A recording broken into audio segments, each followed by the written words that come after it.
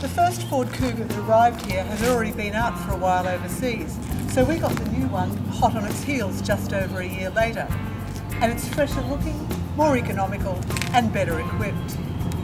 The materials and finishes are good in our mid-spec trend level test Kuga, and you get a decent equipment list, including Ford's sync system with Bluetooth, voice commands, and the ability to call 000 in an emergency.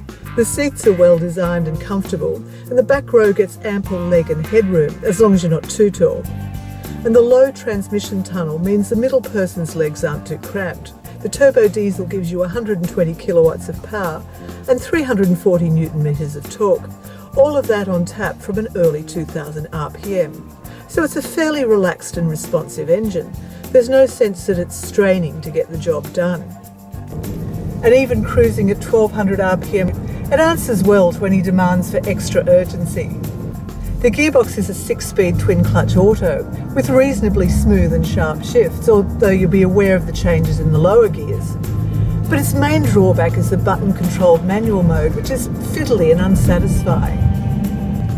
The Kuga's road manners strike a good compromise between comfort and handling, and the on-demand all-wheel drive system can capably send 100% of the torque to either the front or rear axle as needed, which is handy for slippery or dirt roads.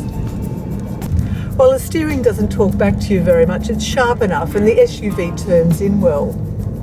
You can hear the diesel engine at lower revs, but otherwise the cabin is pretty quiet. There's little tyre or wind noise. Visibility is reasonable and the huge mirrors help. If there's something you can't see in those, it must be using stealth technology. But there's little sense of where the Kuga's corners are, and you don't get a reversing camera until you step up to the top titanium spec. The Kuga is a newish arrival to the SUV field, and it faces some stiff competition, but it's one to consider, especially for those who like a blue oval badge.